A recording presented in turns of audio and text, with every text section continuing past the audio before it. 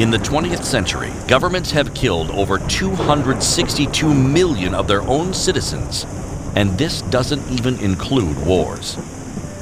But what should be as no surprise is, all of these citizens were unarmed. Over 262 million men, women, and children were shot, beaten, knifed, burned, tortured, starved, frozen, crushed, or worked to death by their government. I mean, it goes on and on. Some of them are still happening today in the Sudan and other places. What is the common denominator in all of the governmental genocides that have happened? Gun control.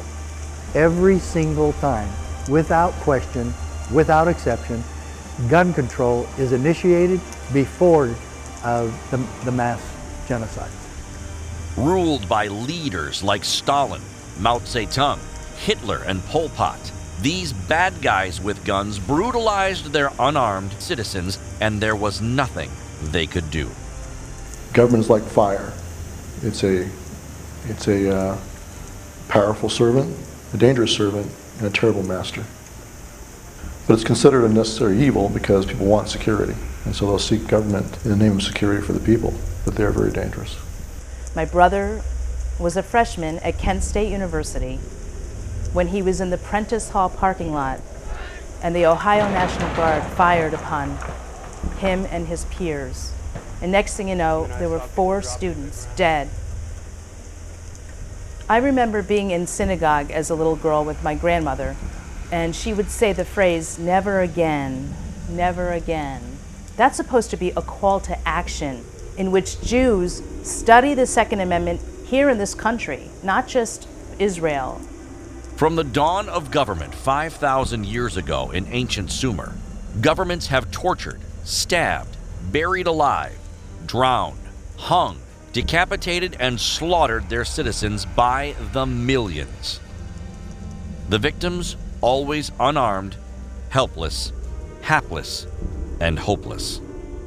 People who have been denied the right to keep and bear arms down through history generally are at risk of persecution and tyranny from their own governments. And quite frankly, if the American colonists had not been well armed, they would never have had their revolution.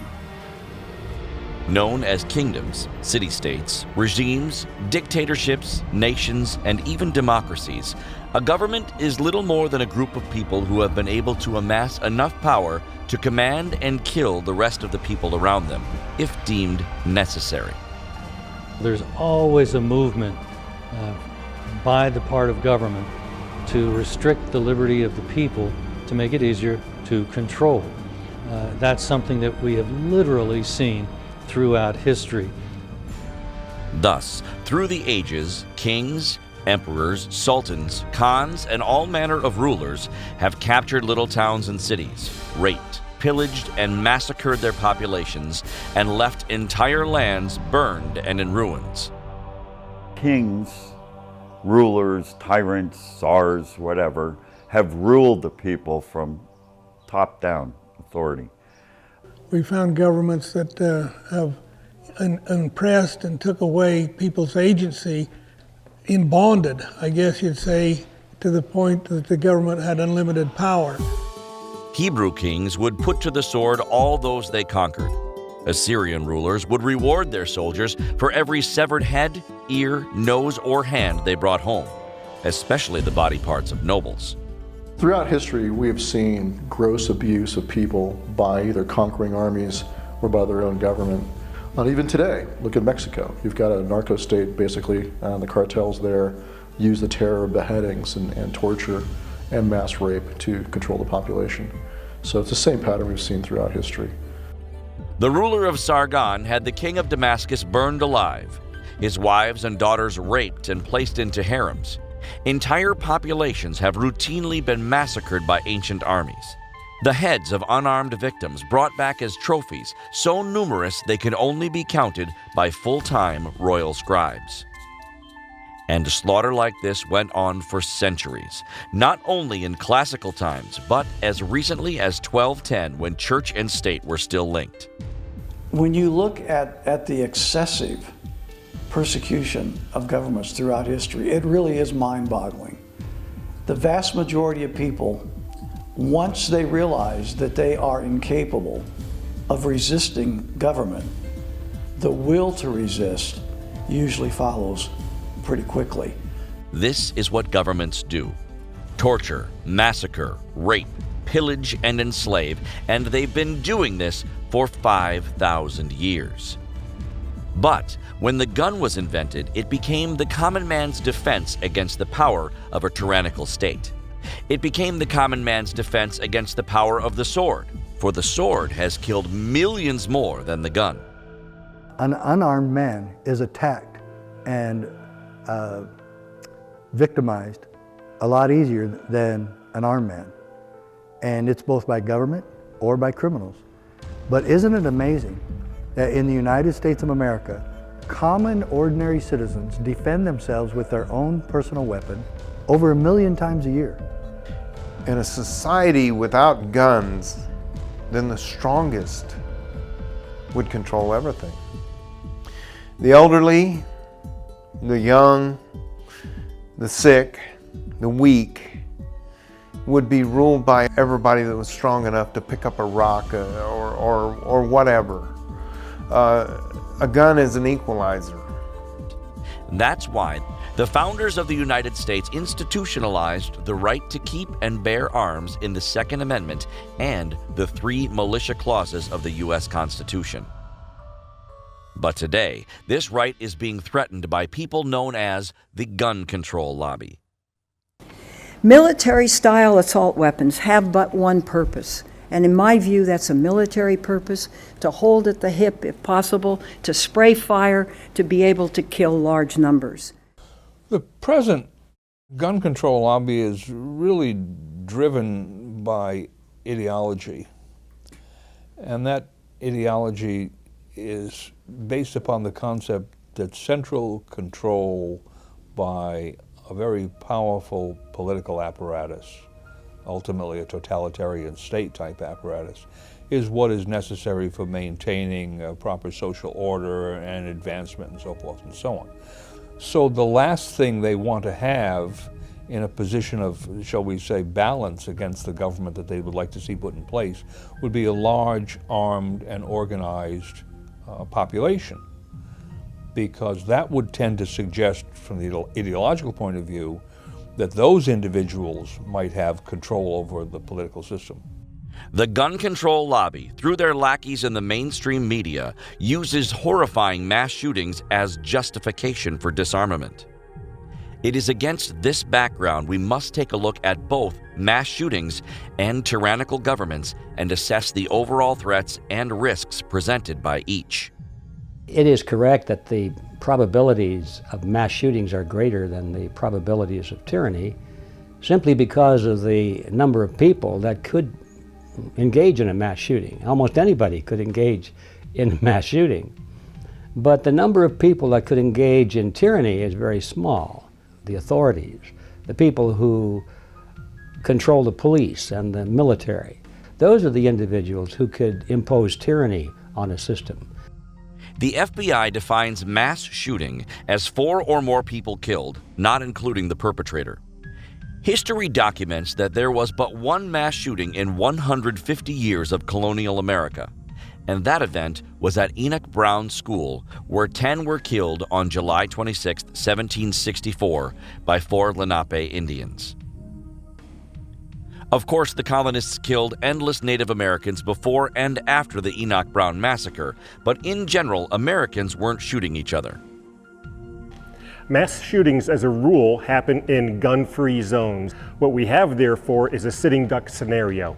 We have somebody that for some reason decides they need to reach out and be violent towards society. And unfortunately, they pick areas where there is no one that's able to shoot back. You never see mass shootings at gun ranges. You don't see them at events where people are armed. You see them 98% of the time where nobody is able to shoot back.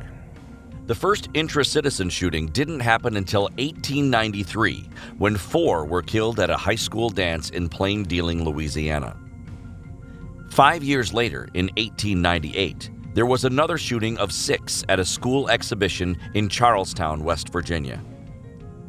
No further mass shootings happened in the 19th century until 1940, when 5 kids were killed in South Pasadena Junior High in California. After the shooting at Pasadena Junior High, there were 23 more mass shootings in public places up to the present day.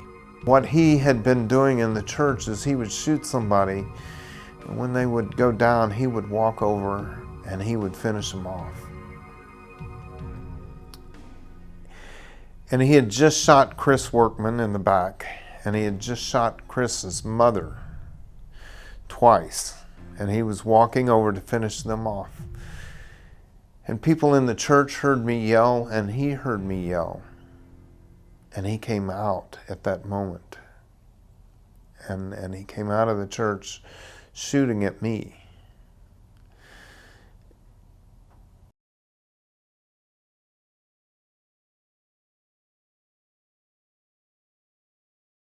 "27 mass shootings with 428 citizens killed from colonial America to the year 2018. 414 of these killed in the 20th century. Terrible thing.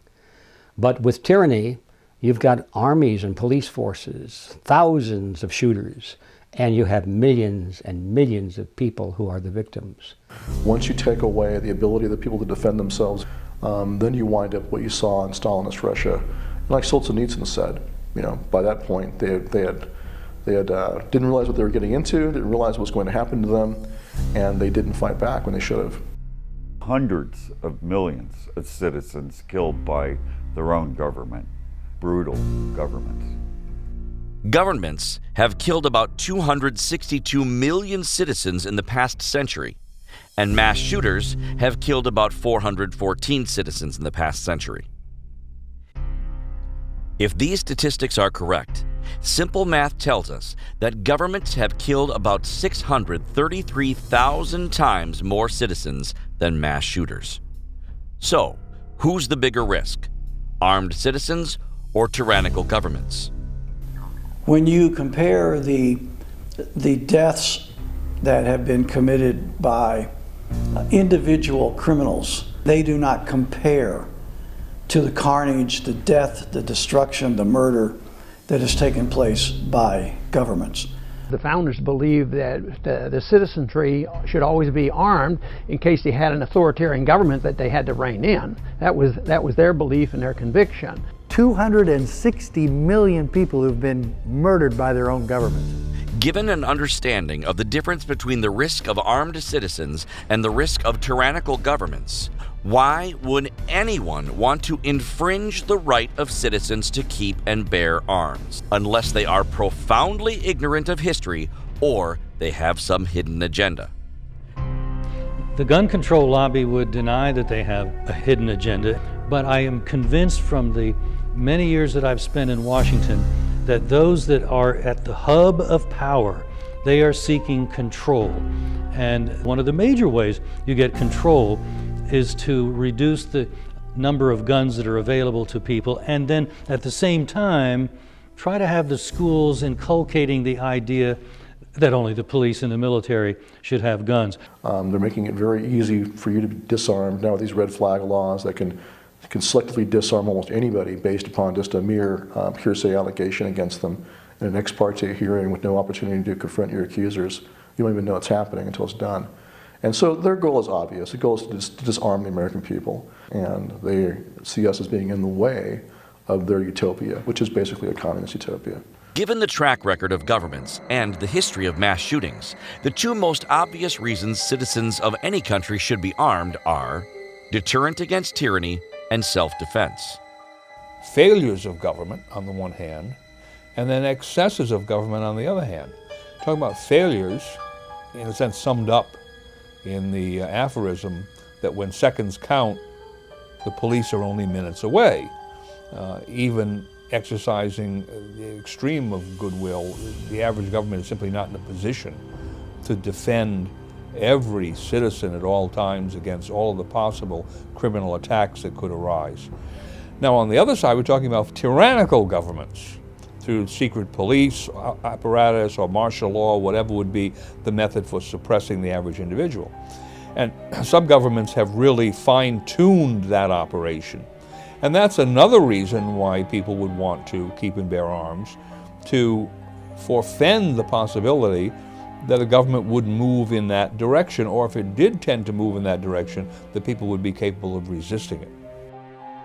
Sports and hunting, and even self-defense against mass shooters, are fairly straightforward. But what kind of arms would be necessary to defend citizens from a tyrannical government, such as the ones we have seen throughout history? The answer to that question is easy. The same kind of weapons such tyrannical government would use against its citizens. And this is exactly what the U.S. Constitution provides for in not only the Second Amendment, but in Article 1, Section 8, Clause 15. A government that is tyrannical would be expected to come at its citizens with infantry or SWAT supplied weapons or spec op weapons for spec ops. The paramilitary deployed post-2013 Boston Marathon bombing in Watertown, Massachusetts. There were Humvee-mounted machine guns deployed in Watertown, personnel with long guns. You could expect vehicle-mounted sound weapons, water cannons, tear gas, projectiles to disperse pepper spray. Something to keep in mind is that even in Stalinist Russia, they didn't use the Russian army against the Russian people. They used the secret police. You're not going to get the average Russian grunt or American grunt to turn on his own people. You rely on those who either they're sadistic by nature or they'll just do whatever they're told. It's a very much smaller pool of the population among the armed professionals who will carry out those orders. It's not your average National Guardsman or average infantryman who's going to be coming to your door. It's going to be someone who has a vested interest in his career, who can be pressured into following orders for his pension, for his security, or like I said, because he already doesn't mind doing it. He's amoral and is a sociopath. And that's why when you have the ability to resist them, there's only so many secret police, as Solzhenitsyn pointed out. The machine will grind to a halt because there'll be a lack of the vetted secret police officers who are willing to do the orders. Again, what kind of weapons are needed to repel invasions and suppress insurrections? Muskets and BB guns? The tyrannical government enforces its edicts one individual at a time. It is not looking for confrontations with large groups of hostile citizens. So typical enforcement of tyranny comes through police enforcement. One or two armed officers descending on an individual or a small family and arresting them, or searching their apartments or whatever, some way terrorizing them. As soon as the resistance level rises beyond that of the family or the small group, then the tyrannical government has to turn to the machine gun, the armored car, and on you go up that ladder, where the government is forced to turn to tanks and aircraft and armored helicopters and so forth. The government is in very serious trouble. This idea, well, you know, we can't beat them because they'll drop hydrogen bombs. No. You take New York City. What are they going to do to New York City? Is Cuomo going to ask for a hydrogen bomb to be dropped on New York City? I mean, it's ridiculous. Had citizens been armed, we would have never seen the Soviet Gulag, Nazi concentration camps, the Khmer Rouge, Turkey's purges, or Tito's slaughterhouse. But citizens need more than just weapons. They need training. Training is very important. I don't mean that you have to be the best of the best, but I believe that if you are planning on using your gun to defend other people, you should know how it shoots. And this is the exact reason the founders stated that a well-regulated militia is necessary. A well-regulated militia is a local county state government institution composed of the body of the people. They would be governed, they would be well trained, militia officer commanded, and not commanded by any other military departments within government. A group of well-trained, appropriately armed citizens at the service of the governor of their state. It is not the police, the Army, the Navy, or the National Guard. It's regular citizens in all 50 states exercising their right to keep and bear arms for not only individual self-defense, but community self-defense. It's ironic that the banking capital of the world, Switzerland, relies on a militia to protect its country, yet the Hollywood control group endlessly despises or depicts or suppresses or vilifies the Second Amendment, and especially the first 4 words of the Second Amendment. So here we have a constitution that says a well-regulated militia is necessary to a free state, yet the Hollywood movies and the networks endlessly attack and suppress the Second Amendment. A constitutional militia is thus a community of self-defenders, a community of good guys with guns acting as an institution. A constitutional militia thus serves the most important reason we the people must keep and bear arms, as a deterrent against tyranny and as an address of tyranny. But some do not agree. They see the mass shootings, and all they can proffer as a solution is to take away guns, especially weapons of war. This is the gun control lobby actively attempting to infringe the Second Amendment. The question of why the gun control lobby is calling for gun control, when I think common sense tells most people that it's not in the interest of most people. The trouble is we cannot see what they see. They recognize us as an obstacle to their goals. Their goals are a collectivist system with all power in the government and all people obedient to them and to the system. And therefore, what they're advocating, which is the elimination of guns in the hands of private citizens, makes a lot of sense, because otherwise they'd have some pushback to worry about. There's a famous movie about Schindler's List where he rescued so many Jews. But what they don't talk about is that at the beginning of the Warsaw Ghetto, Schindler smuggled weapons into the Warsaw Jews. And what happened is the first time the Nazis came in to round them up to bring them to extermination camps, the Jews fought back with the arms that Schindler brought into them. It's not a real favorite subject of the leftist media in Hollywood right now. They prefer to misrepresent firearms, misrepresent firearm owners, and misrepresent the capabilities of firearms. With the help of the mainstream media, the gun control lobby, by systematically omitting the 2 most important reasons we keep and bear, a deterrent against tyranny and militia duty, make ownership of weapons of war look unnecessary, if not foolish. I would describe the mainstream media as the dominant American media, the 3 major networks, 2 of the 3 cable networks, all the major newspapers, Washington Post, New York Times, Boston Globe, and they have a dominant liberal ideology which is not only promoted on their editorial pages, but I think more and more promoted on their news pages. And this, in effect, is an enormously powerful force. It is probably the most powerful force of American liberalism today, and it is one of the great forces that is pulling this country further and further to the left and further away from the kind of country it used to be. But what the gun control lobby and the mainstream media always fail to mention is this: any body of citizens that can respond to a mass shooting can also respond to a tyrannical government. Mass-killing psychopaths are in the halls of tyrannical governments as well as the halls of public schools. 98% of the mass murders in America take place in gun-free zones. You would think that with such an experience going way back into 1950, that we might conclude that gun-free zones are actually murder magnets.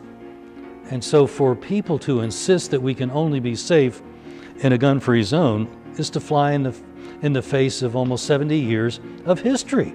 This is a really nasty, lethal idea, and the idea that somehow we ought to keep gun-free zones on our books is an idea that hopefully will be interred before the next mass shooting.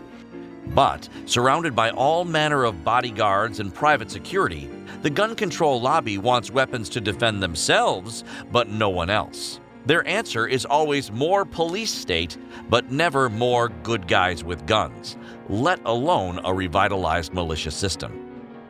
Isn't it really ironic how many of the hypocrites in Washington, D.C. and in Hollywood have armed security guards that they can pay for? They don't believe common citizens should be armed, but yet they hire armed guards for themselves. They understand the importance of gun ownership, but they just don't trust you with guns. The hypocrisy is glaring. This is why we won't give them a seat at the negotiating table. Our Second Amendment is not up for debate. Every one of the governments that has slaughtered their citizens were police states. There were no good guys with guns allowed. Given this, it's safe to say police states don't work so well. If you're not sure about this point, watch one of our earlier documentaries, Molon Labe, to get a better idea of what police state is.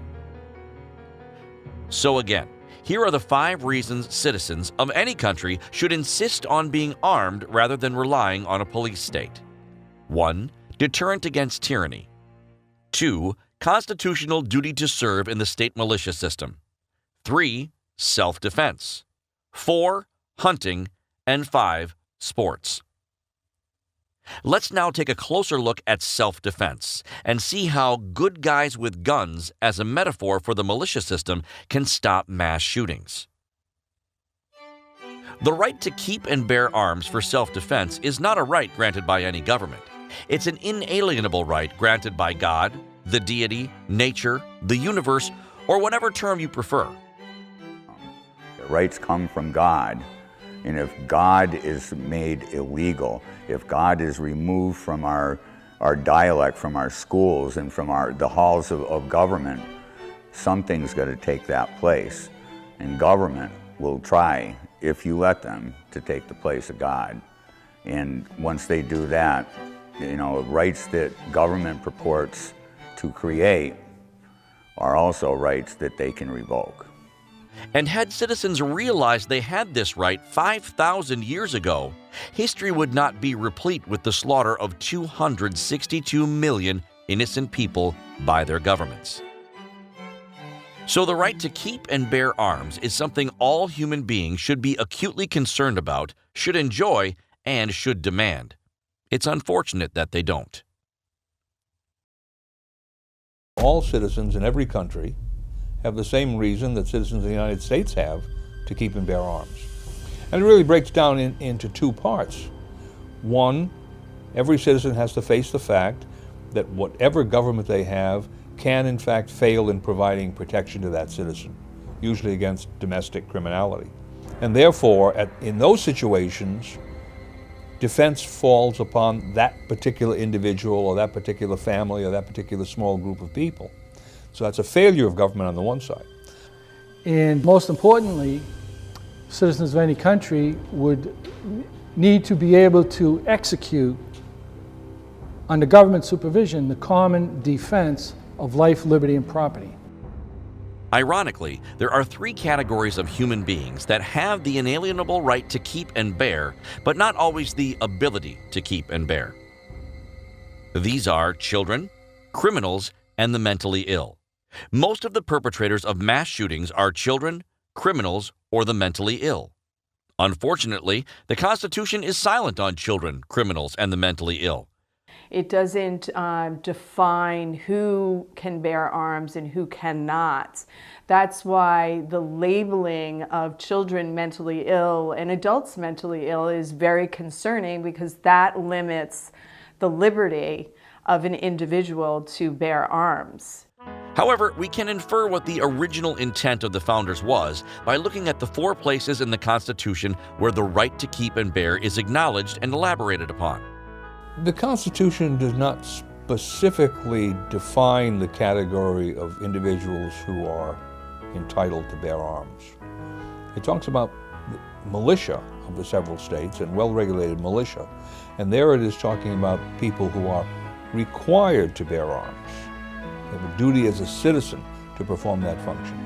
If you look historically, you will discover that militias enrolled individuals from 16 years of age upwards to 50 or 55 at the point where people became physically incapable of performing the necessary functions. Children, on the other hand, are perceived in law as not having rights until the age of majority. So, even though God grants them the inalienable right to keep and bear, human society alienates that right. That's the problem. The governments have been interfering and intervening in the natural rights given to us by God for centuries. As far as the age factor is concerned, that is primarily a family issue. That's not a governmental issue. It shouldn't be anyway. It's clear these kids and their parents believe deeply in the right to bear arms at any age. What remains unclear is whether this new generation of shooters will bring new life to a $30 billion industry. There have been many, many instances where 10, 11, 12, 13-year-olds have taken a firearm and have defended the members of their family. So the idea that children are not capable of using a firearm in the defense of life is just not true. Does teaching children to shoot guns make them safer? Tell us at Nightline. It is not the domain of this documentary to determine what the age of majority should be, except to say ages should seek to be consistent. For instance, the age to serve in the military should be consistent with the age to vote and own weapons. But prior to July of 1971, the age to serve in the military was 18, while the voting age was 21. During the Vietnam War, they were sending us to Vietnam, and we couldn't even vote for our representatives. I helped with my girlfriend. We collected petitions. We had a good case for making an amendment to the Constitution. If we're going to be fighting and dying for our country, we should be able to vote for who are the ones who are sending us into war. So that was the 26th Amendment. I'm not sure. Also, if a child of 18 can carry a weapon in war but not at home, that's not only inconsistent, it's an invalidation of the child's abilities and responsibility level. As far as the criminals are concerned, if you look back at the colonial period, you'll see that once he had served that sentence or paid that fine, he could now return to society, in a sense in a rehabilitated form. And once he was back in society, he now had all those societal duties. And one of them, of course, was service in the militia. Many people feel that felons have forfeited or waived their right to keep and bear because they have committed a crime against God's laws. Obviously, when people violate the laws of God and man in such an egregious way that they prove that they are untrustworthy of being allowed to possess a firearm, then those individuals have forfeited that right. At the same time, there are people who are charged with various offenses, have not harmed anyone, have never been a threat to anyone, and yet they've been adjudicated in court as being unable to possess a gun. And this is a serious question that really our society has got to address at some point. Most people agree that anyone who is incompetent or unaware of the dangers of guns should not have guns, especially weapons of war. But determining who is mentally ill is a sticky issue. The definition of mental illness is so bizarrely difficult to apply that nothing in general can be said about them in terms of their competence or their incompetence, that is, how irrational they are or how irrational they're not. A mentally ill person is anyone whom a psychiatrist or other healthcare provider officially says is mentally ill. These are the experts that decree whether the state's subjects are mentally competent or incompetent. I'm not sure what's happening here. I need you to take off your clothes down to your underwear and remove all your jewelry. This should be a scary thought to any citizen that is uncomfortable with psychiatric drugs, mental institutions, electroshock, or mass shootings. Door's locked. Miss Valentini, are you refusing to cooperate? It's a very scary thing that courts rely on psychiatry to determine who is mentally ill and who is not. There is no science behind a mentally ill person. There is no blood test that you can take. There's no brain scan that you can do. There is no x-ray that you can do to determine whether or not somebody is mentally ill or not. It's an opinion. Innocent people have the potential to go to jail with testimony from a psychiatrist. It was one of the tricks that was used in the old Soviet Union. Whenever there was a dissident, a political dissident, they'd say, this person is crazy. And they'd take them into a mental institution and inject drugs into their veins and really drive them totally insane to prove their point. And then they'd be locked up and put in straitjackets and so forth and tortured. If, for instance, you ask the average psychiatrist if he feels mass shootings are caused by psychiatric drugs, he will most likely say, no, they did the killing because they were mentally ill. Other psychiatrists maintain that the mentally ill tend to be peaceful, if not docile. It's only when activated by psychiatric drugs do they become aggressive or violent. We have a great deal of evidence that psychiatric patients were no more violence prone than anyone else. And there are studies of the people labeled mentally ill in the community and after discharge that do not indicate any increased rate in violence. But now that we have these stimulating psychiatric drugs that activate the brain and activate behaviors in abnormal ways, including both the antidepressants and the stimulants we give children, we do have increasing rates of violence in people taking these drugs. Most of the shooters have been through psychiatric treatment at one time or another.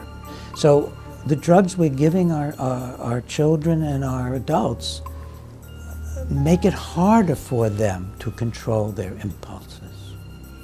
If they're just prescribing medication and not talking about nutrition and holistic remedies, then it is scary because they're not going to be able to make the proper diagnosis. But then you might ask, how come there was only one mass shooting in colonial America? Did they not have mental illness? The psychiatrist will then say they had mental illness, but they didn't have AR-15s. If you then say, well, they also didn't have Prozac, the argument will come to a stalemate, the place we are today. I developed the concept of medication spellbinding, scientifically called intoxication anosognosia, which means you don't know when you're intoxicated. Anyone who's dealt with people who are acutely intoxicated with alcohol knows that their judgment's impaired. They may think they can drive when they can barely walk or get the key into the door or into the ignition. People lose their judgment on psychiatric drugs. It is often the family who calls the psychiatrist and says, my husband, my wife, my child, my mother is way over-medicated. So in a sense, psychiatrists also suffer from medication spellbinding. There are no biochemical imbalance in the brains of psychiatric patients until they go to the doctor and the doctor gives them a psychiatric drug. Their frontal lobes, where judgment takes place and self-insight takes place, are impaired by the psychiatric drugs. It is greed and authority and power that impairs the judgment of psychiatrists. If the mentally ill do not tend to be violent, as some psychiatrists observe, the question we the people need to resolve is this: are mass shootings caused by weapons of war, or by people on psych drugs, or by other things? Weapons are inert objects. They don't have the power to cause. It's only people who hold the weapons can cause those weapons to be used for some purpose. It's the people who are using the weapons that we need to focus on. The statistics are now there. that by far the majority of these mass shootings are committed by people who are on psychotropic drugs. It's as clear as that. It's the psychological condition that's induced in large measure by psychotropic drugs. We have many studies showing that people labeled severely mentally ill are not particularly violent. Their violence is generally associated with being abused in mental hospitals when they fight back against what's being done to them, or when the doses of their drugs are changed, or they're withdrawn from psychiatric drugs. But being spontaneously psychotic is not a major cause of violence. And in fact, these highly organized mass murders are not a characteristic of very mentally disturbed people. Guns have been freely available in this country since the colonial days. Every man who participated in the militia had a gun that he took home. For many decades since then, guns have become more and more available, but we don't have mass shootings at such a high rate until the widespread use of psychiatric drugs, in particular the antidepressants. According to Scientific American, 1 in 6 Americans are on psych drugs, and antidepressants are the most common type of psychiatric drug. But what exactly are psych drugs?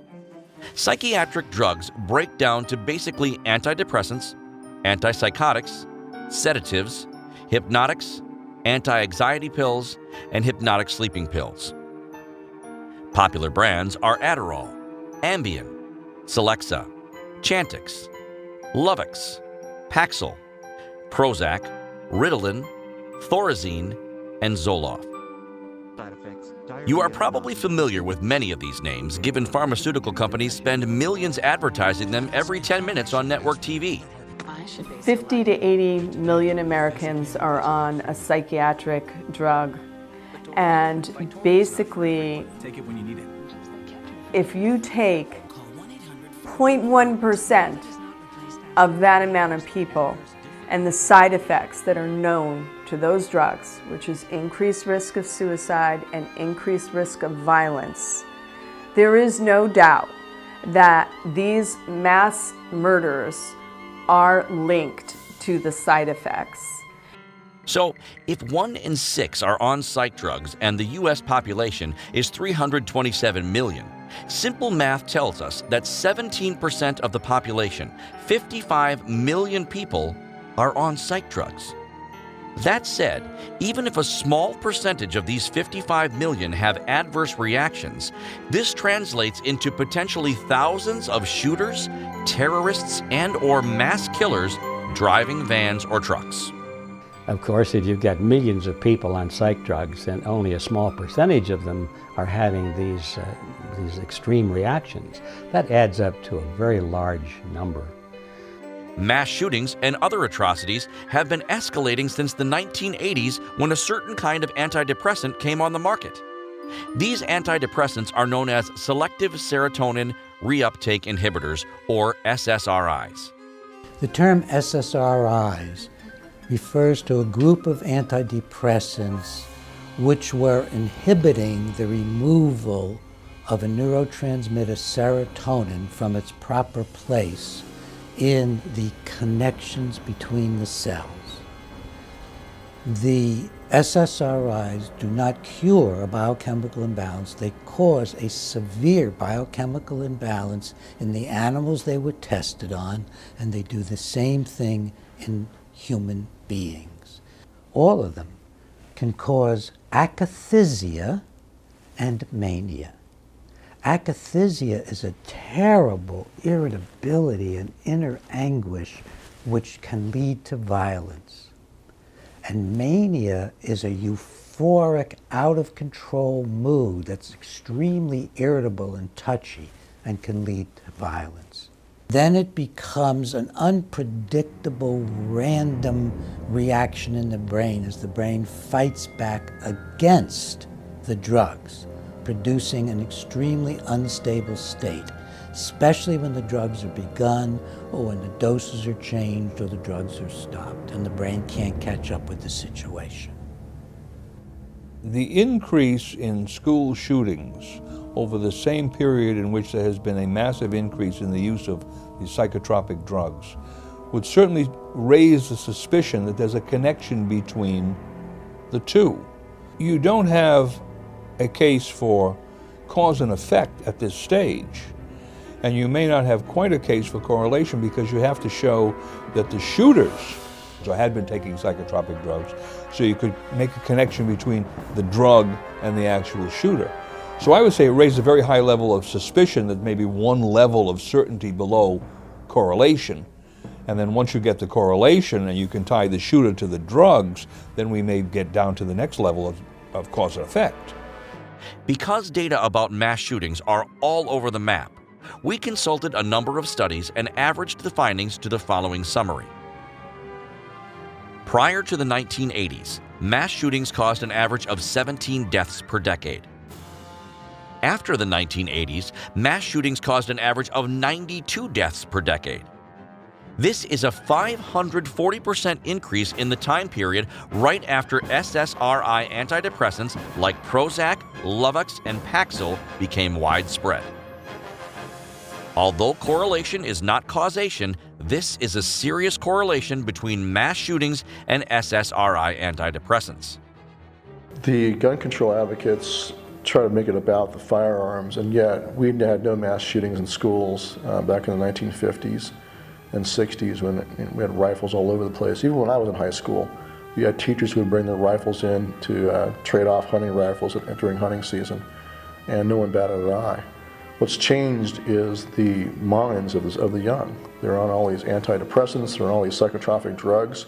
I believe the number of shootings has quadrupled since those became more prevalent. And they're also coming from broken homes, and they're coming from a no Christian moral base, and they're being indoctrinated in denialism. They're being conditioned into socialist thinking in school, which leads to nihilism. The denial of rights, the denial of human nature, the denial of natural law. I think all of that plays into a much greater role than anything to do with weapons. It's weapons. The weapons have always been there, but the desire to kill other people has not been there in the minds of the young people. One must also consider the effect of direct-to-consumer advertising. When in 1997, the FDA made it easier for Big Pharma to advertise psych drugs to the masses on network TV.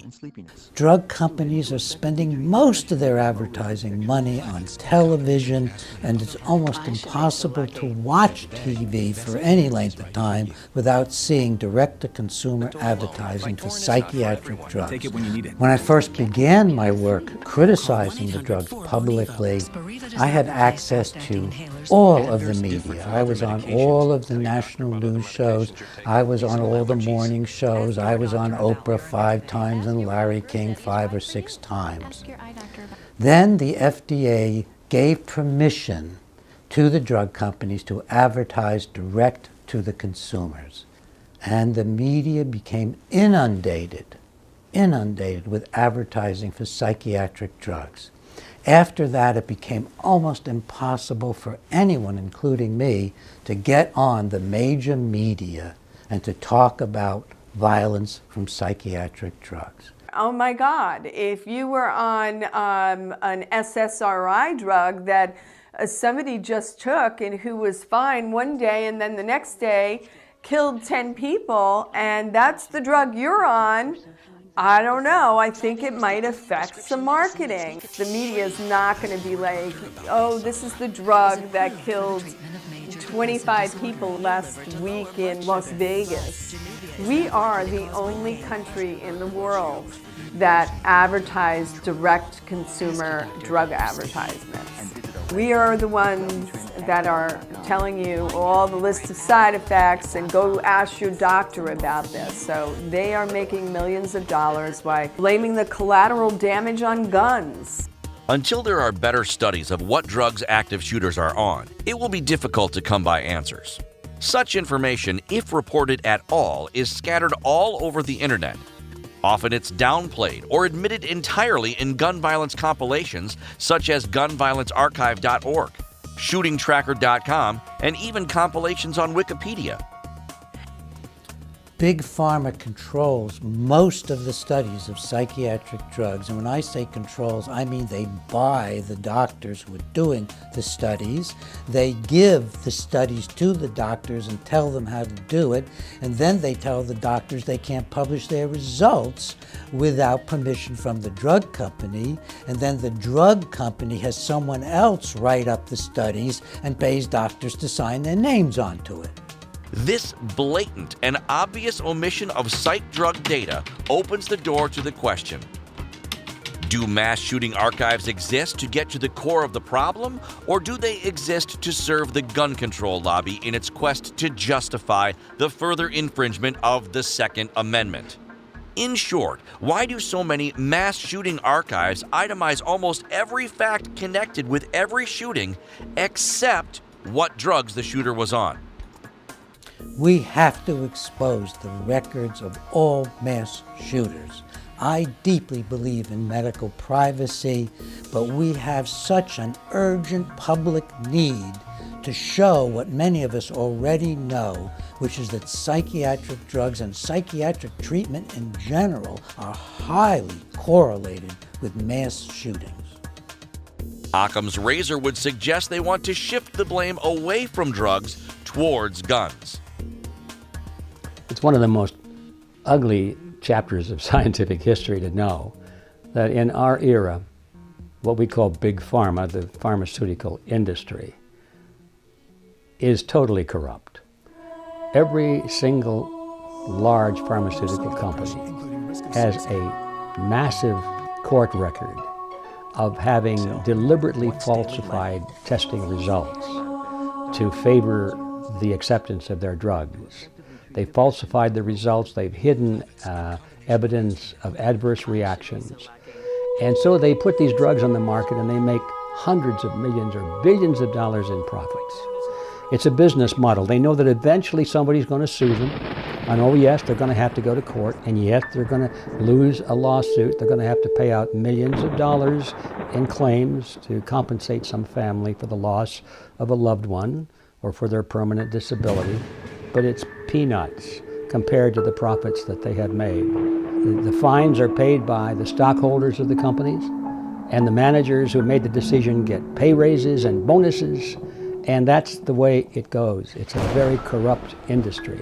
If the laws could be changed so that individuals were responsible for these adverse reactions and deaths, I think you'd see the pharmaceutical industry and many other companies as well suddenly become a lot more ethical than they are.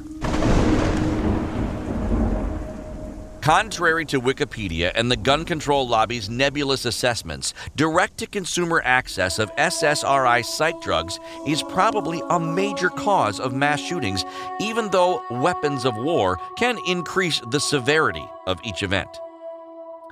Let's thus leave theories aside for the moment and move on to some realistic things that can be done to stop or at least attenuate mass shootings.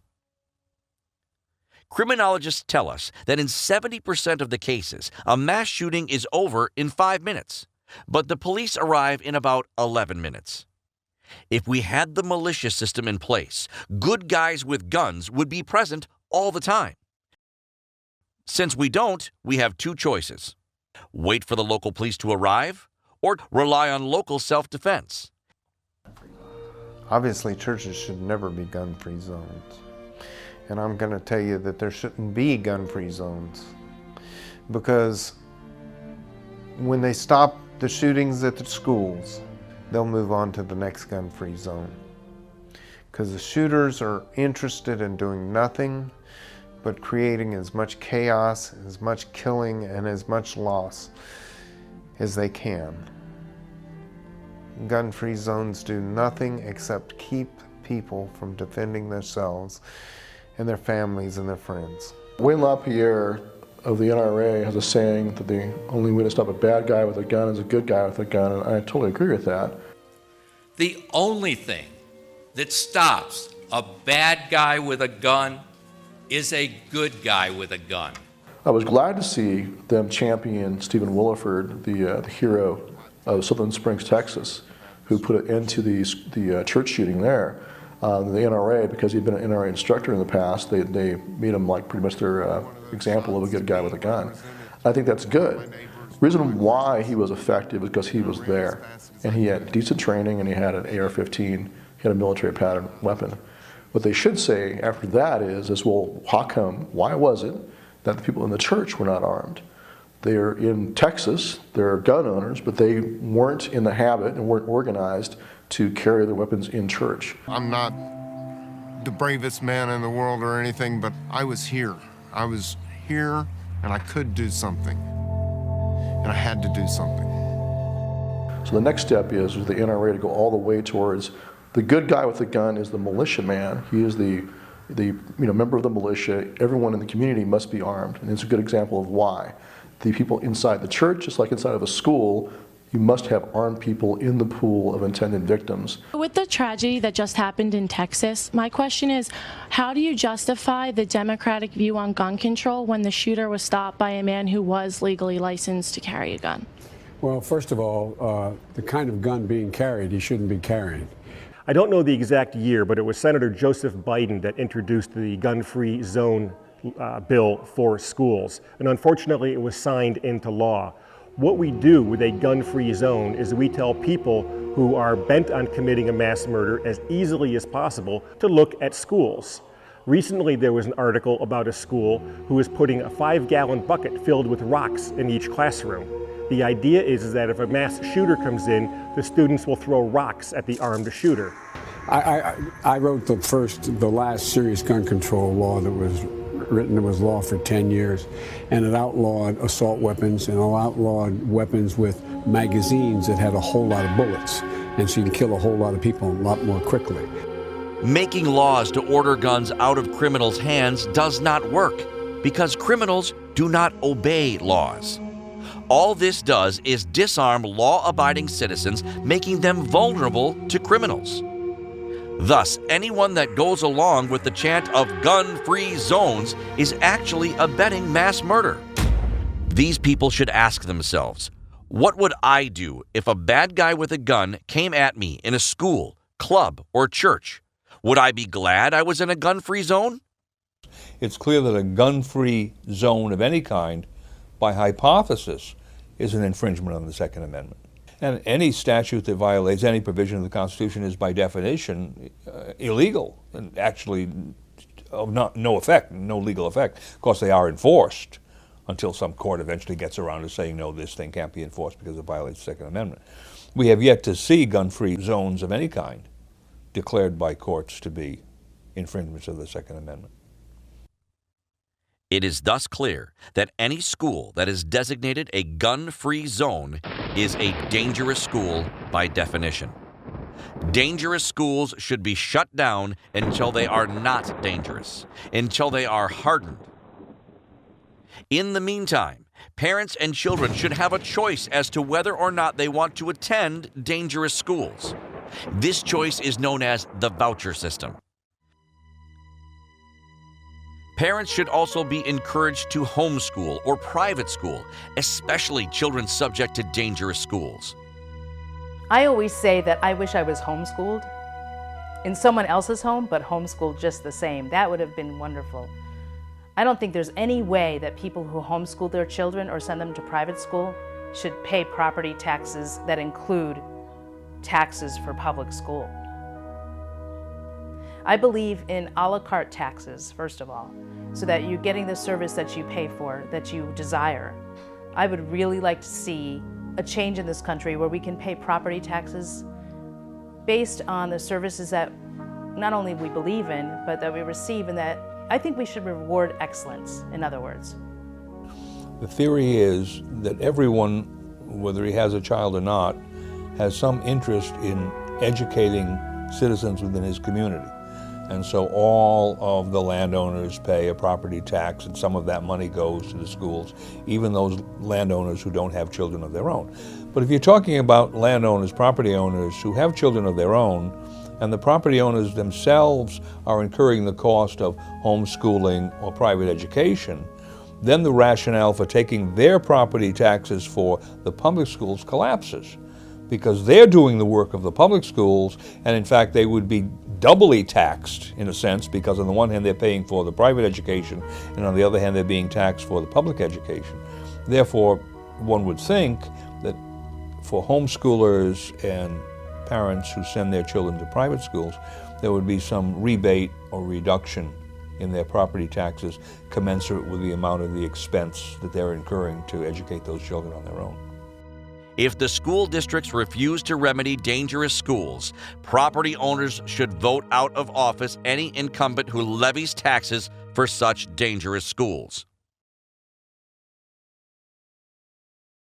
And if a mass shooting results in a school in which administrators or public officials have not provided adequate security, those individuals should have some legal liability in damages or in other forms of liability, perhaps even criminal liability for criminal negligence. Right? That's one of the problems today, that they go and they designate a school as a gun-free zone. They don't provide sufficient physical security. They don't provide sufficient armed security. They don't train the teachers or the administrators, or a lot of the teachers or the administrators themselves, to be armed. Then a mass shooting occurs and people run around talking about how guns were responsible instead of looking at the people who were responsible. It's the public officialdom that's responsible for that security. They're requiring the parents to send those pupils to that school. They're taking the responsibility for the education and protection of those children. And then when they fall down on the job because of some psychopath with a gun, they blame the gun, not themselves. If local governments do not provide schools that are safe and stop infringing the citizens' right to self-defense, parents should refuse to support such schools. So what can the federal, state, and local governments that tax us to death do to make schools safe? The first thing, as discussed earlier, is ban the foolish and illegal practice of gun-free zones. Some schools have gone so far as to post signs to say that the staff in the school is armed and they will meet force with force. I believe that an armed shooter seeing that sign will pass by that school and look for a school that has a gun-free zone sign outside that door, again, lending credibility to the expression dangerous school. Unfortunately, as we have seen in the news, security guards and even police sometimes cower from active shooters, leaving children and citizens defenseless. This is another reason citizens must rely on local self-defense. You can never have enough of a budget to really have enough security guards to provide security in every school in the country. Eventually they'll run out of budget and they'll start scaling back, as they have done in several states. It's easy to run onto a school campus today with a firearm and shoot up people. Sheriff Judd in Polk County, Florida has had a very successful program of arming and training the teachers and the school staff. He seeks out people that are either military or police veterans or who are willing to go through the training. And a representative who works at the school is well trained and has a gun. Do I want them to step out into that hallway and start shooting at that guy? Or do I want him to walk into the classroom with my babies and shoot them up? I don't want to be responsible to have to shoot someone. I mean, it's bad to get shot, but to shoot someone, I mean, I don't know if I could live with that. My babies, your babies, are in that classroom, and that active shooter is coming down the hallway with that 1,000-yard stare and that gun in their hand. Do you want somebody to step out and stop him? Or do you want them to go into the classroom and slaughter your babies? You can never have enough of a budget to really have enough security guards, armed security guards, to provide security in every school in the country. Eventually they'll run out of budget and they'll start scaling back, as they have done in several states. They've trimmed back on their school resource officer programs, for example. Well, I was going to talk about the teachers for a second, because I was a teacher. Mm-hmm. Believe me, you don't want me to have a gun. There are countless veterans who will volunteer to serve as armed resource officers, as armed guards at our schools. They can go through a background check just like anybody else would. They've been trained by the US government already. Have them be in plain clothes. It's very easy to concealed carry and not have it visible. So yes, having armed people at our schools, either inside and or outside the school, is a fantastic idea. If I don't see it, I really wouldn't even know they had it. They don't see a problem with the extra security. I mean, as long as it's for the safety of the kids, as long as you don't abuse the privilege of actually having the gun, I shouldn't see no reason why, students should feel threatened if a faculty member has a gun. So the real solution is to arm and train the ones who are going to be there anyway. Already on salary, you're on the staff, you're part of the teaching staff, or part of the school staff, you're already there anyway. Arm and train them. Both teachers and administrative personnel should be armed and or have access to arms in locked desk drawers or security cabinets. Presently, I am a high school teacher. I teach high school. I'm retired in law enforcement, and now I'm a high school teacher. There are hundreds and thousands of former military and police who are already teaching who wouldn't even need to be trained. You would just need to devise a plan where guns are strategically placed throughout the school, and I don't believe anybody should know where guns are placed in the school except those people and the administrators. These good guys with guns could be on a rotating duty roster. The armed duty schedule could be random and undisclosed, so any would-be assailant will never know who is on duty, who is carrying, how many are carrying, or when they are carrying or on duty. This is a very controversial situation. But as a firearm instructor for well over 18 years, I believe that every teacher in every school that wants to be armed should be entitled and be given the opportunity. And I think the school board should pay for this too, if that individual teacher could not afford it. To avoid friendly fire accidents, the duty roster should be made known to the local police. Identifying insignia could be mounted by any teacher or admin personnel after he or she goes into action. I'm convinced that these kids are out of their brains. They're not acting rationally. They wouldn't think, well, somebody might shoot me, because they're out of their skulls anyway. But if we had people on the scene that were armed, at least they could put an end to the shooting a lot sooner than they now are being done. These measures will be steps in the right direction. However, students should also have safe spaces they can retreat to. These safe spaces could be classrooms, lavatories, and the cafeteria. Obviously, the doors on safe spaces must be lockable and bullet-resistant if possible. At the very least, every door should have a wide-angled peephole so one can see who is banging to get in, a desperate student or a madman with a gun. All of these measures could convert dangerous schools into safe or safer schools. Hardened areas, the ability to fight back, coordination with local police. This is common sense defense. Not gun-free zones, a harebrained solution tossed out by the gun control lobby and their puppets in the mainstream media. Maybe what we need to do is get rid of the whole federal gun-free school zone idea. And that, of course, would be the main goal. So teachers to be armed, and I think the ability for individual citizens who have the capability, and not to have to fear the government, that if I come onto a school property with righteousness and the ability to be there in the event that something would happen to my child, you should not be debarred that opportunity. It follows that any congressman who passes a law that creates a gun-free zone, or any judge that rules in favor of a gun-free zone, should be actionable.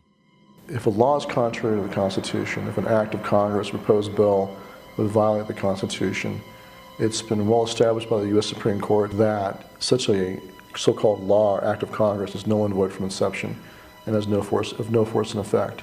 Creates no obligations and duties and incurs no liabilities if you don't obey it. It's not law. An unconstitutional law is not law. It's an unconstitutional act of Congress. The most comprehensive definition of a dangerous school might be any school that fails to deploy measures like those suggested here. Again, children should refuse to attend dangerous schools, and parents should refuse to pay property taxes that support dangerous schools. Pupils have been coerced to attend the schools, and then the administrators or public officials in charge of those schools have not provided adequate security. So they have endangered those children by the combination of the coercion to attend and the absence of adequate security, and therefore they have been negligent in a civil sense, and perhaps even criminally negligent, given how much we know today about school shootings and how they occur. Basically now we have legislation moving through the government in response to the mass shootings that are taking liberties away.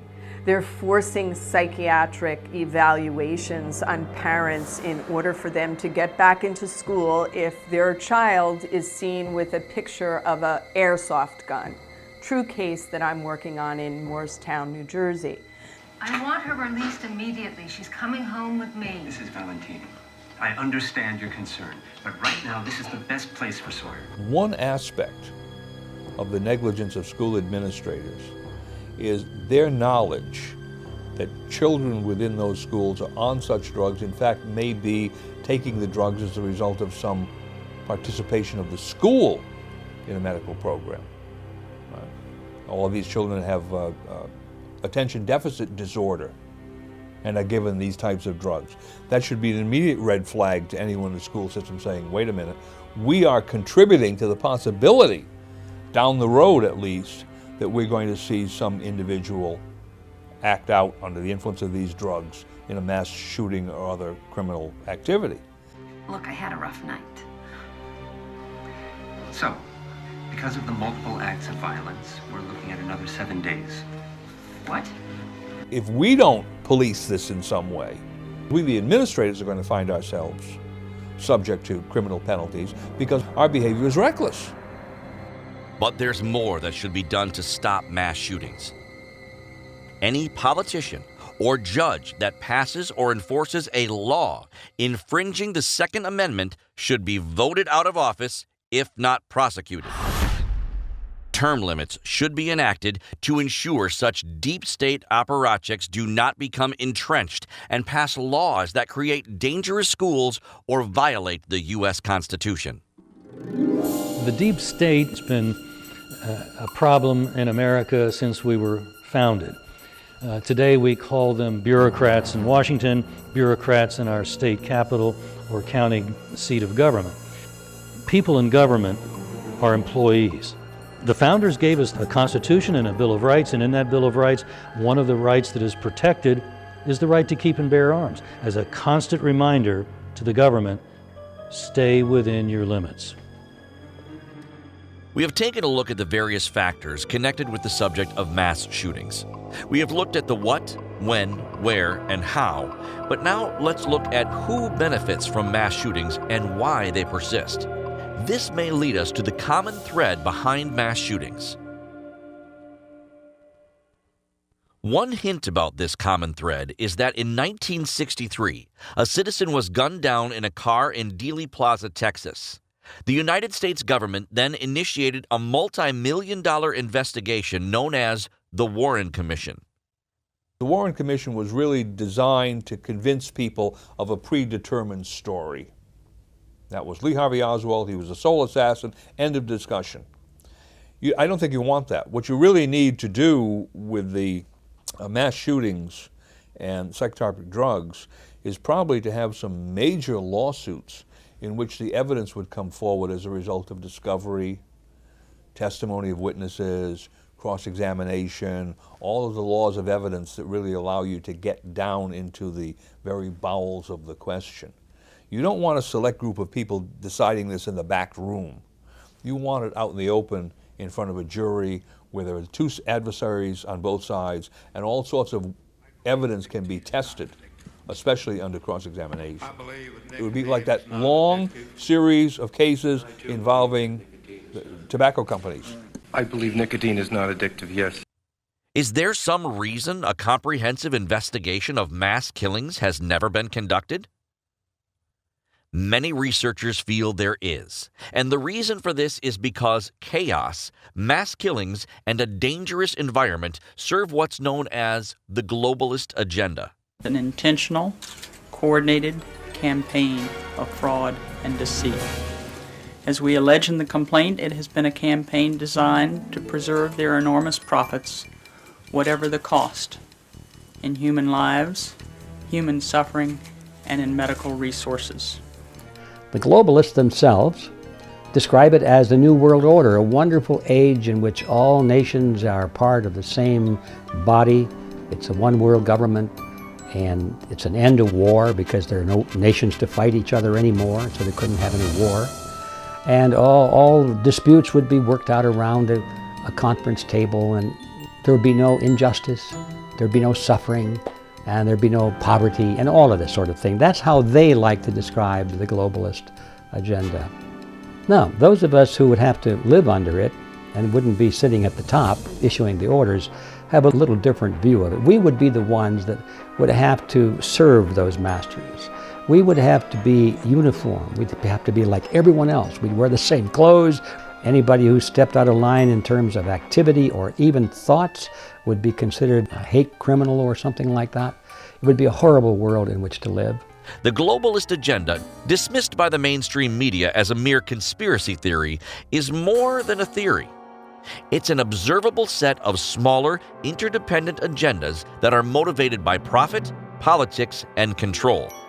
Here are some scenarios that illustrate how these bad guys with guns operate. Big Pharma makes billions of dollars by selling psychiatric drugs, the drugs many, if not most, mass killers are on or coming off. Big Pharma would very much like us to ignore the fact, and the media seems to cooperate with this notion, that we don't need to talk about all of the mass murderers who have been on or have just come off of psychotropic drugs. Studies have shown that Big Pharma and the FDA have a cozy relationship, often a revolving door relationship. Now, under new law, Big Pharma pays the FDA to expedite the process of getting their drugs approved. So imagine the dependency that that creates, where the drug companies can choose to give money to the FDA to make their drugs get approved faster. You don't think that also gets their drugs approved more frequently? And then on top of that, FDA officials double dip by retiring and going to work for Big Pharma. There's hardly a big distinction nowadays between Big Pharma and big government and the FDA. And it's obvious that psychiatrists and regular MDs are receiving endless business from the endless sale of Big Pharma, because every advertisement on network TV tells millions of viewers to ask your doctor if Prozac is... Talk to your doctor about the healing purple pill. Talk to your doctor. Bear in mind, this documentary is not saying that all of Big Pharma's products is without merit. There's a real place for all kinds of drugs in the treatment of individuals with physical illnesses, especially acute physical illnesses like pneumonia, where it can be life-saving. Psychiatric drugs are not the same. They don't treat physical illnesses. None of the so-called illnesses that are treated by psychiatric drugs have a known physical basis, and in no case does the psychiatric drug address a biological defect. Psychiatric drugs work by disabling the brain, muting the brain, crushing spontaneity, making people less aware of their feelings and blunt in regard to their feelings.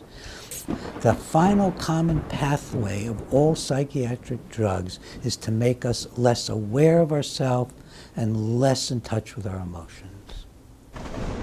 Given the ridiculous list of side effects active shooters are exposed to, are the American Psychiatric Association and the American Medical Association really doing their jobs? It seems side effects are worse than the diseases. The Psychiatric Association is a group of psychiatrists that basically vote in disorders. So by a show of hands, they decide on these disorders. So again, we don't have any blood work, we have no brain scans and no x-rays. So if, let's say, for instance, the subjective label of ADHD, the Association of Psychiatry sat at a table and raised their hands and voted in this disorder into their Bible that they use to bill out the United States government, and they use it in school systems, and they use it in private settings. And so that's the association of psychiatry. The medical association is a more of a broader, well-accepted, science-based organization. The American Psychiatric Association and the American Medical Association are trade unions to enforce the power and wealth of physicians. They are not public service institutions. There's a great organization out there called the Citizens Commission on Human Rights, CCHR. And you can go onto that website and you see all the side effects of the drugs. You could actually plug in the drug name and see what side effects that drug causes. Is the FDA protecting citizens from psychiatrists and MDs who violate the Hippocratic Oath by subscribing drugs worse than the diseases, or by unjustly enriching themselves by pimping Big Pharma's product? People get bamboozled into taking psychiatric drugs because life is difficult. Everybody struggles. Everybody has some anxieties, some guilt, some shame, some anger, some difficulty. And that's just taken advantage of by psychiatrists who claim they can essentially cure life's problems by drugging people. And many of the things that they're drugging are fundamentally spiritual problems. Is my life worthwhile? Is there a reason to live? Should I stay married? Is it wrong to get divorced? Do I have the courage to get a better job? Many others result from childhood, child abuse, child trauma, child deprivation. None of these things really fall under the authority of physicians who don't know anything about them. Excessively drugging a population is a hallmark of control, something one could consider an element of a larger agenda. The relationship between Big Pharma and the FDA is unconscionable. I think they call it regulatory capture is the phrase, meaning that the regulators have been captured by the pharmaceutical industry. It is clear that the purpose of the regulatory agency called the FDA today is merely to be kind of a sales promotion agency for the Big Pharma. Other than profit motive, a political motive is also alive and well in the D.C. swamp. It is generally well known that Republicans tend to support the warfare state and Democrats tend to support the welfare state. The welfare state simply is dependency. Franklin Delano Roosevelt, I think, engineered this in America with the New Deal. I think it's one of the great problems that America has, because too many people are dependent on something, just like a drug. Why are we not teaching how to create wealth in schools? Why are we dumbing that down to make it look like it's evil? That's wrong. The warfare state relies on extending the national debt in order to fund the deficits caused in no small part by military-industrial complex spending. And post 9/11, which many high-level researchers feel was a false flag operation, we have seen the emergence of a security state and a police state, both covered in our previous documentary, Midnight Ride. Well, the Patriot Act was passed rather quickly shortly after 9/11. It was the mood of the times, people willing to sacrifice their liberties for a sense of security. But Benjamin Franklin was very clear, you know, if you sell out your liberty for security, you end up with neither. And unfortunately, that's where we are today. Well, a police state or a security state is the nice label that's given to a dictatorship. Anytime you start insisting that people must give up their rights in order to have more security, you go down that slippery slope. And then all it takes then is for the ruling elites to capitalize on that situation and use that to permanently entrench themselves.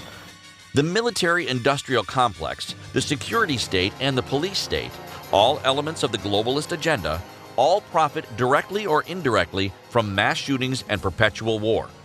That's what constitutes the military-industrial complex, and what Eisenhower warned against is this force and its influence in politics basically to be a self-generating force that could dominate the nation's decision-making, and he was very leery of it, and rightly so.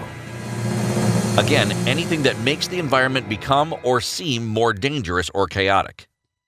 The more chaos we have in our land, whether it's riots in the street or mass shootings or whatever, it becomes kind of an excuse for the political elite to convince us that the system has to become a police state in order to protect us against all of this violence. We have to have surveillance cameras everywhere. We have to have road stops everywhere. We have to have laws that allow the police to come into our home at any time without a warrant. We have to have laws for them to tap our telephones because it's to protect us against all of this violence.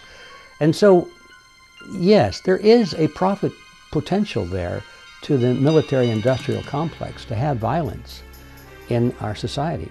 Mass shootings can work to the benefit of the military-industrial complex and the national security state because they increase the level of near irrational fear among the general population.